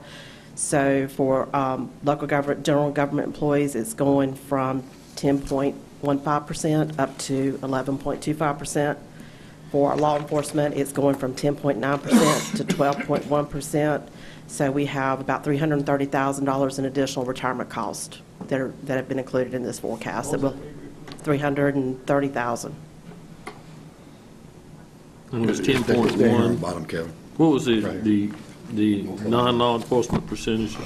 The non-law enforcement is moving from 10.15% to 11.25%. That's going to begin next year, correct? Oh, yeah. You say the health insurance going up about 30%? Yeah, I'll get to that, and yeah, I've got that in here as well. So we do have a retirement increase. We have some salary increase forecasted in. What we're seeing right now with health insurance, we're seeing a significant increase in claims this year. We're at that 30 to 35% over what we were at this point last year for the first 6 months of the year. It's very significant. We are still working with, our third-party partners on this, trying to get to the details. What is driving the claims? Is this something that's we need to be moving forward with and projecting, or is there an anomaly due to COVID, or what's going on here? So we don't have the details yet. That'll be coming up in the next few months when we'll meet with Pierce Group and really get more information into the details of what's driving these claims costs. Hang on 1 second. Commissioner, do you have a question? She's already answered. Okay, very good. So at the moment, so this forecast, without knowing whether this is going to be a normal trend or whether there's something that's driving it, an anomaly, or whether we need to be looking at plan designs and benefits. We don't know any of those things yet. So for the forecast, I have included a 30% increase in health insurance, which will be $1.7 million.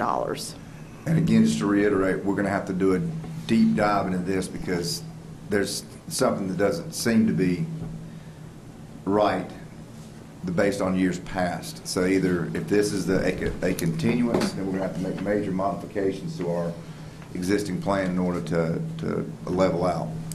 Have you checked on your manager's listservs to see if there are other counties are experiencing the same types of? I have not, but I will.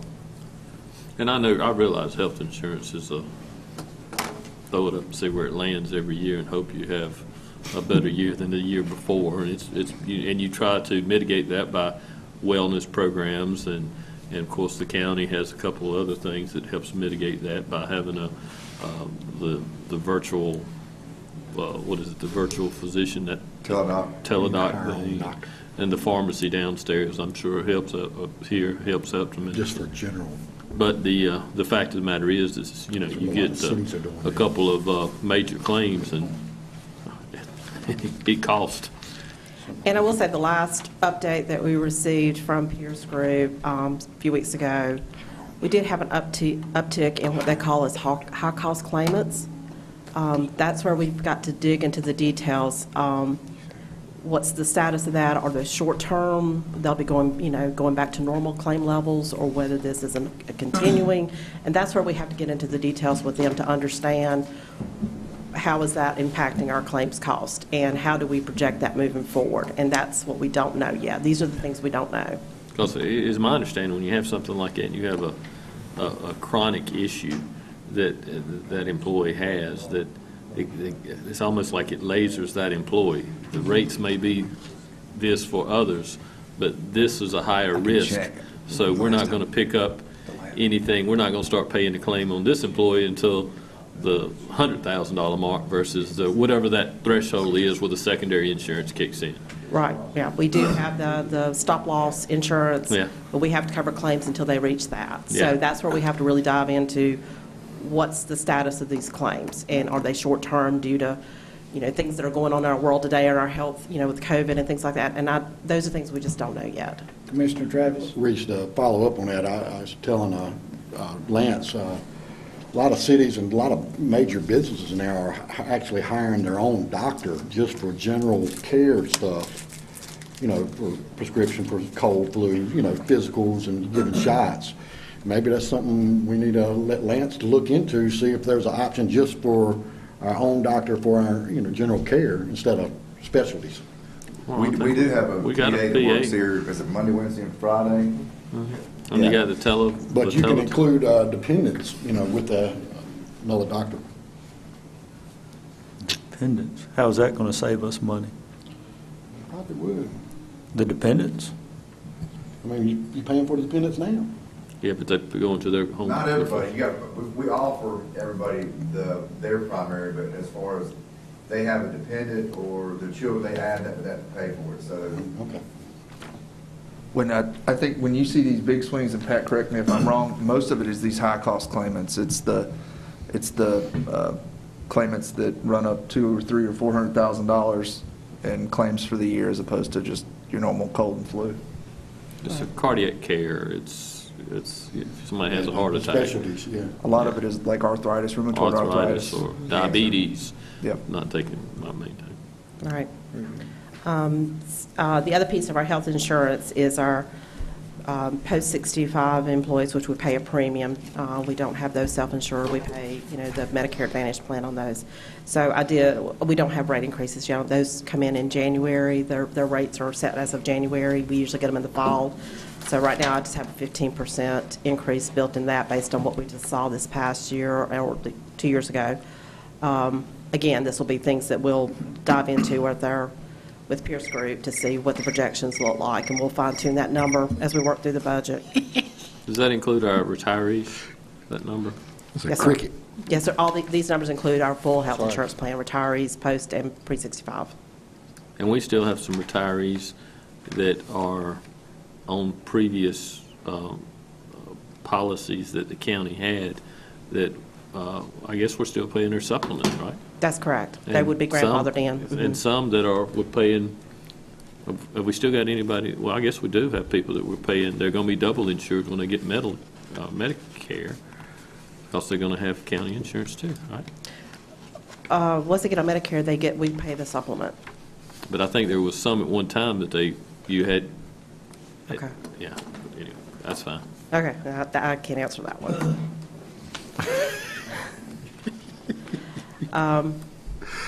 Watch it, Reese. So that's salary and benefits, and we've talked about operating. So debt service, we're getting closer with our 477 cents to meeting our total county debt service. Just need additional $97,300 in general fund money to balance the debt service that will be coming up in next year. So we're closing that gap significantly now. We do anticipate issuing new debt with in the fall of this year that we're in now, which will be the beginning of 21-22 for the RCC Workforce Development Center, but all that will be covered with the Article 40 cent sales tax that was going to RCC. We'll hold back the portion that's needed for debt service. The general fund includes the transfer to the water and sewer fund of $491,000 to cover the debt service in those two funds. Like I previously mentioned, capital outlay, we left it, right now I've left it static to where it was in 2021. School expenses. Hold on one second. Just to elaborate that on the capital outlay, I think I've mentioned to Reese, we have developed a capital improvement plan, and we will be presenting that to you all, hopefully at a work session or somewhere we can have some time to discuss it, because what we've done is we've prioritized, staff have prioritized, but that may not be your prioritization, so we're going to bring it to you all to see what you want to prioritize, because I know we've got some fund balance that will meet some of these capital needs, and we'll bring that to you at a future date. Yes. School expenses, at this point, I'm leaving the level funding for those schools just like they were in 2021. So jumping down to the revenues, dovetailing with what Mark has presented, do expect an increase in our per penny rate. The per penny on the tax values that we're projected right now would be $775,693. With all the expenditure assumptions that I've just talked about previously, we would need about, about 0.012 cents increase in the tax rate. To balance that, we would need to go from a tax rate of 69.5 to 70.7 in order to fund the assumptions that I have here. Like I said, we don't have the department request. We haven't talked about capital and the other priorities that you guys may have. Pat? Yes. You may have summarized this before, but I believe just adding up the COLA, retirement increase, health insurance increase, retiree health insurance, you're at about $2.8 million, just the increase, right? Yes, sir. That's a round figure. I mean, I may not have got that precise, but it's about 2.8, I think. Right. I didn't add them up, yeah. Okay. The overall increase in the budget from the current year to 2022 projection is 5.7%. So it's yeah. But with the revenue increases that we're seeing from ad valorem, it's, you know, we're not too far out from being able to meet that demand if it's there. And I think Commissioner Pirtle just held up his fingers pretty quick calculating. That equates to 4 cents as far as just that increase. Just a reminder, this is I know. straight up. We haven't done our due diligence to do anything with the budget. This Right. is just right on the top. So. Yeah, we don't see a red pen in your hand yet, No, so we know just that. So for the public, please, this is just a reminder that this is straight right off the top. But the point I think that Commissioner Berger is making, and Pat, you're sharing with us, this is the cost of doing business. Yeah. This is the operating cost. This is what we have to continue down the path we're on. You're not adding stuff new. You're just saying, this is what it costs this year, and next year this is what it's going to cost at no fault of our own. Exactly. We're just giving you a preview of our pressure points that at this point, so that as you guys determine your priority list and where you want the direction you give management with budget, that you're aware that these costs are out there, and you know we have to discuss them and we have to figure out what to do with these. And a lot of these are outside of our control. And that's, you talk about the state increases. You talk about the health care, retiree health care. I mean, that was a decision that was made 30 years ago, and I'm not saying it was wrong then or it's wrong now. I'm just saying, what is it, the state of North Carolina just went where if you go to work for them now, in any capacity, when you retire, you do not get health care coverage. They've cut that benefit, and they did it for the same reason that we looked at it and had to make that tough decision. And that's a 30-year return on that investment, we know. And because we have no idea what condition health care will be in 30 years. I certainly hope that before I get off this board, we're able to bring it back, that it somewhat stabilizes, and that is something that we can give our employees back. But here, it just goes to show you a 30% increase for next year. And we anticipate it's a lot of money. Well, and part of the reason I wanted to kind of bring that number out is actually because I know department heads are listening, and I know Lance is going to have some pressure from department heads as far as requests, and I just want to make sure folks know that it's about $2.8 million that we already have to spend.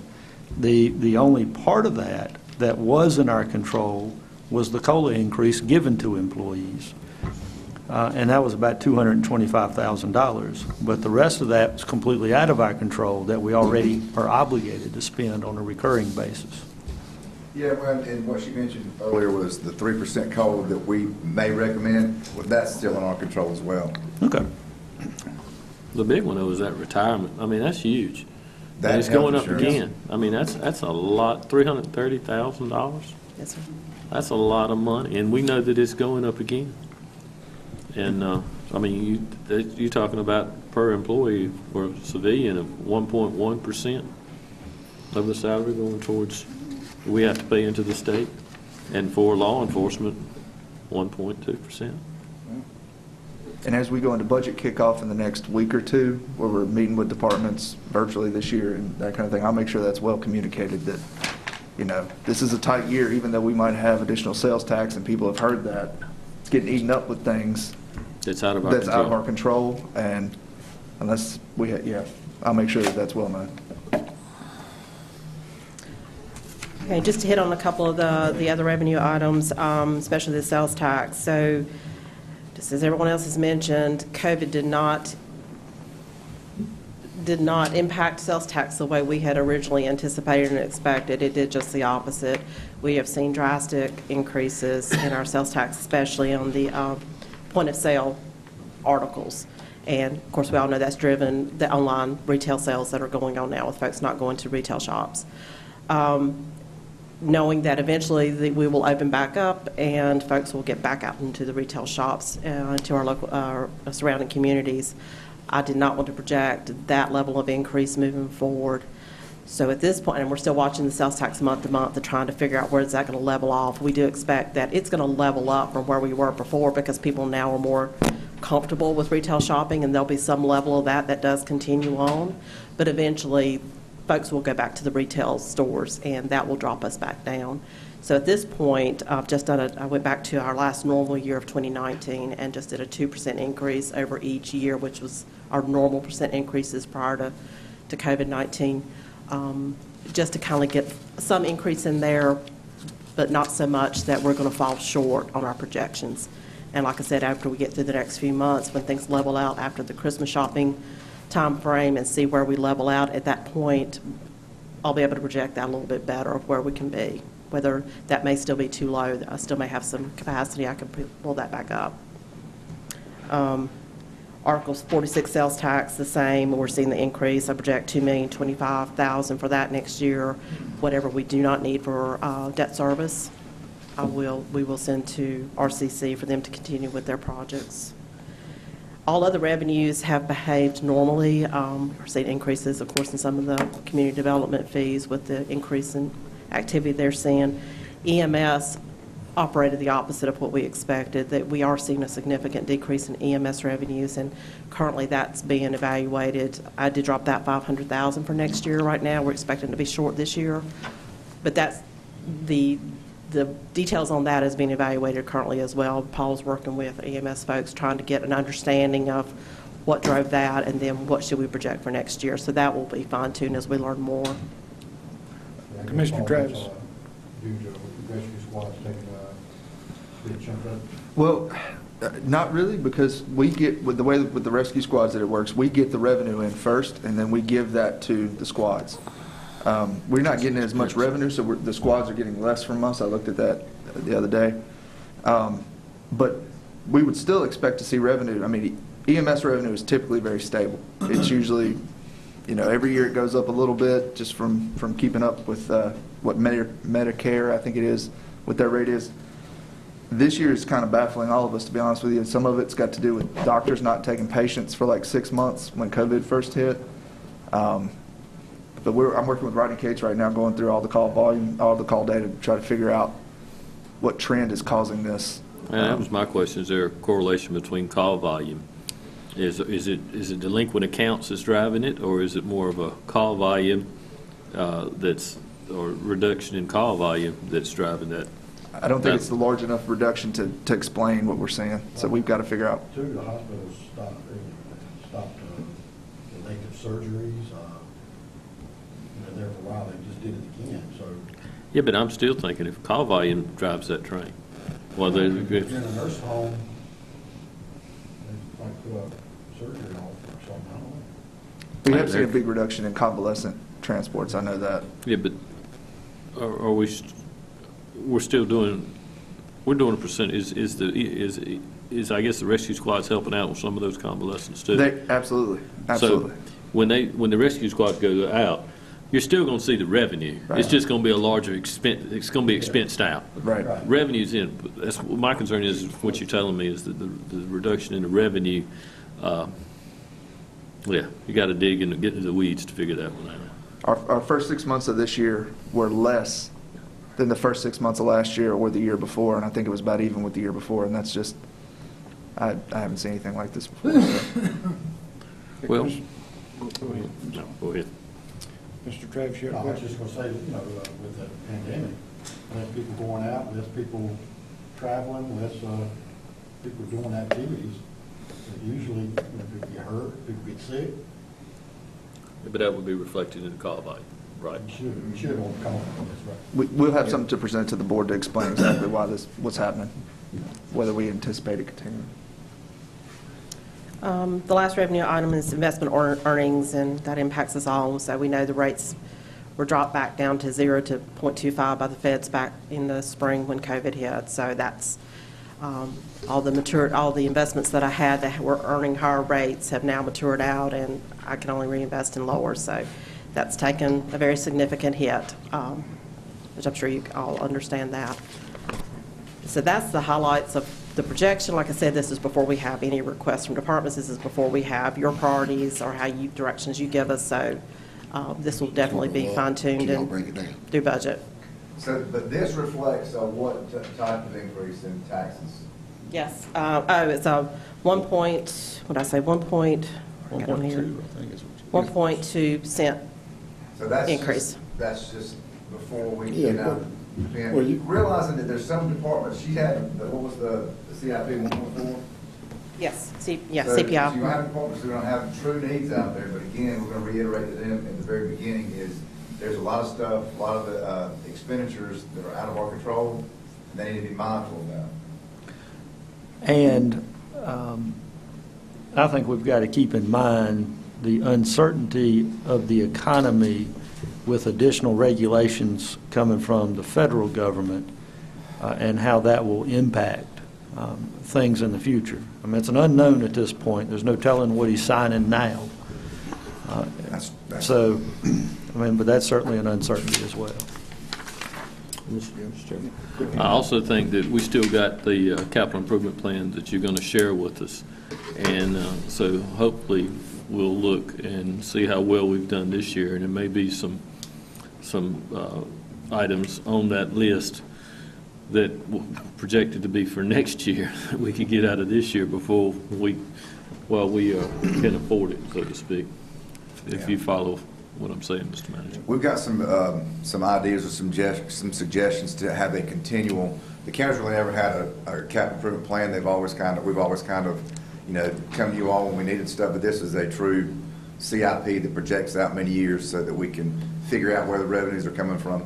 what your priorities are and how we can implement those. And I think the point I was trying to make is that although our sales tax projections exceeded our expectations, that F-150, the 2021 model may be cheaper than the 2022 model next year. And if we look to see where we have the ability to meet some of those projected needs with what we collected this year in excess of our expectations, it may be worth leveraging.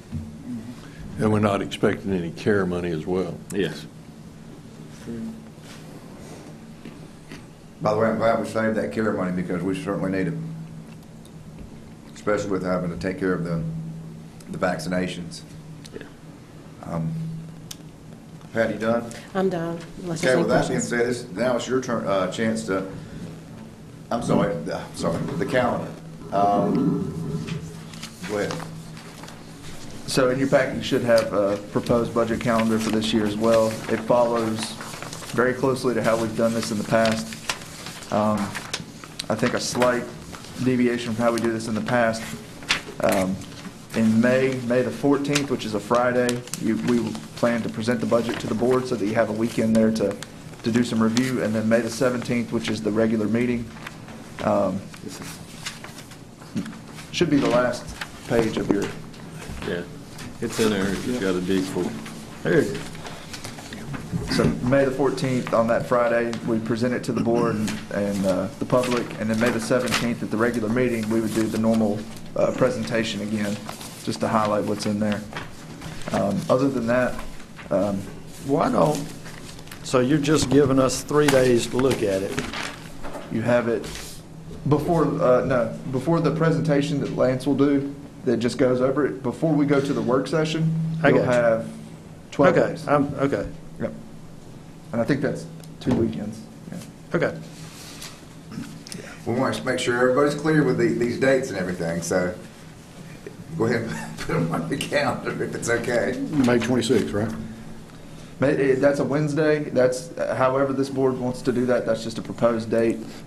Trying to balance giving you time to review it with also giving us time to make changes before. Have you checked with the school board? They're usually the last one. We won't get theirs till, the day is due at 4:30.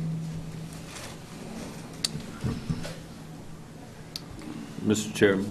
Yes, go ahead, Commissioner Purtle. As relates to this calendar, I just share with you that Commissioner Travis and Commissioner Berger and yourself, I hate to speak for Commissioner Richardson, but our calendar, our schedule is a little bit more flexible than you guys. So if Wednesday's all right, or if y'all would rather do a Friday, Friday or a Monday. It makes no difference to me. Monday would be fine. Monday would be better for me, too. At least give me a 3-day weekend. Right, Kevin? Yeah. Well, Friday wouldn't work That's what for I'm me. saying. Don't get in the habit, by the way. Not the end of the month. So, So I think that'd be the 24th, I think, that Monday following. Yeah, I'm good with that. okay. Let's consider that. That's fine. Yeah, thank you. All right, that'll work. So we're going to do the meeting on the 24th. Going back up to the 24th or go forward? Oh, I don't care. That's up to y'all, That's too. up to you all. If you want to do the Wednesday or the Monday, it's, The only thing that does is gives us, if you do have significant changes, it would likely delay budget adoption from the first meeting to the second meeting in June. So is everybody okay with the 24th? I'm fine with the 24th. Yeah, I'm good with it. Check mine. So 24th instead of 26th. That's correct. That'll be Monday, the 24th. At 8:15.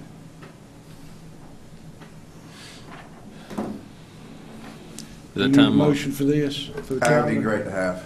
I'll make a motion to move the workshop from May 26th to May 24th. And to approve the calendar And as approve the well. calendar. Is there a second? Second. All right, we've got a motion and a second on the floor. All in favor? Aye. All opposed? Thank you very much. All right, the last item we have, and we've got plenty of time, is for you all, this is just a brief budget discussion from you all to give us as staff members to direction on the budget for this upcoming year, any type of things you want to see, any areas that you want us to address, anything. It's just your time to give us direction. Very good, gentlemen. Who wants to go first? Well, I've got a very brief one. Like you mentioned with your capital improvement plan, that's basically, in my mind, part and parcel of getting all your cards on the table. You also mentioned about not too far in the future, we're going to have to refinance another reassessment. And if we could do those things incrementally over the appropriate amount of time, 5 years in your case, rather than to have to put that out as a lump sum, I think that would be a useful philosophy in managing the money. Okay. Does that make sense? It does. It does. Thank you, gentlemen. Well, let me say, from what we saw today, I'm real tickled that E-Track is moving ahead. That's been a long time coming, and I think that will really help us to compete with others, and I think it'll be helpful for economic development. So I'm very tickled to hear that that's moving ahead. You know, the capital improvement plan, I'm anxious to see that. I think that will give us a better guide for future needs, rather than just having the need come up and then, okay, where we're going to come up with money. I think this will be very helpful for us in guiding some of the long-term decisions that we make. So I'm glad to hear that we're doing that. Well, if you heard the other night with the school system, they had a laundry list of projects they're doing because they've had the money to do it. We just haven't had any money to do larger projects. But I think with the availability of some additional funds that we can be able to do, knock some of these projects out. Well, you know, and having buildings, roofs fail after a period of time, paving needs to be redone, painting, carpet needs replacing, HVAC systems fail. We know this happens. We know their average lifespan, so we should be able to plan fairly closely for them. So I'm glad to see that we're moving towards doing that. I think, I think that's very good for the taxpayer. Anyone else? Yeah, go ahead. I definitely want to keep tax rate the same. I'd like to see what we can do with that. I definitely want to look at merit increases instead of COLAs. Definitely want to take a bigger, closer look at the litter program. Get that right. I'd like to continue the development of water and sewer throughout the county, not just 220, but when you grow water and sewer, you can grow the county, and that's what we're doing, so I want to continue doing that. I also want to look at other avenues with the broadband to see what else we can possibly do, since more and more people are staying home, getting on the internet. We need to look at some more options. That's all I got right now, Mr. Chairman. Very good. Mr. Burtle? I echo Commissioner Travis's comments on broadband. I think that you know, we talk about water and sewer, but we, in the same breath, broadband should be right there with it. Yep. I think that if we got a lot of growth in our county, evident by the information shared by Carrie and Mark, but to continue that growth, the most alarming thing that I've heard today was that there was been folks considering relocating, and I think Commissioner Berger invited them from Guilford County to Rockingham County. We need to make sure that we have the necessary tools to accommodate them. And water and sewer, as important as that is, for residential, if you had to, you can dig a well and put a septic tank in. But that broadband is quickly becoming a necessity. And so I just think that from my mindset, that's one of the most important things we can do for the citizens of this county and for the future citizens of this county is to put that at the top of our list.